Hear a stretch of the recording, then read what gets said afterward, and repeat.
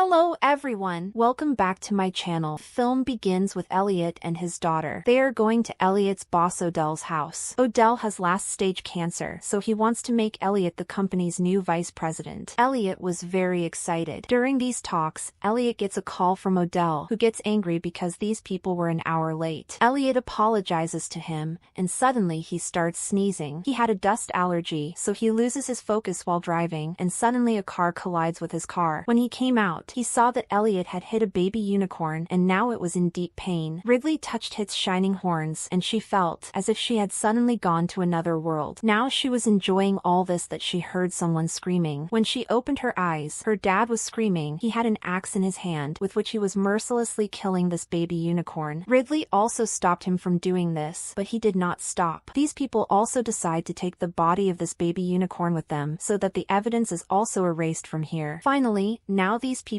have reached Odell's house. After this, we are shown the meeting of Odell and Elliot, where Odell tells him that I have now accepted my death. And after me, I feel that only you can handle this company. While agreeing to his agreement, Elliot starts giving them a lot of business-related proposals. Before this, Odell signs these papers. He says to Elliot, "Not now. Now I feel that I should spend a little more time with you and Ridley. I want to know you guys a little better." Upstairs, we are shown Ridley, who was very surprised. When she washed her face, all the acne on her face was completely gone, as if there had never been any acne on her face. And all this happened because of the blood of the unicorn that fell on her face. Ridley runs to her dad and tells him, "Dad, listen to me. Something is urgent. We have to go from here immediately." But Elliot refuses and says that we have to stay here for a while because Odell wants to spend time with you and me. Now they were talking that suddenly they started hearing the sound of someone screaming loudly. The sound coming from outside became even more terrible. Everyone ran outside and saw that something broke the window of Elliot's car and came out. All of them were surprised to see a unicorn. The security guard here is also scared and shoots this unicorn. Everyone was surprised. They were asking the same question, "What is this?" Ridley said that there is no such rocket science.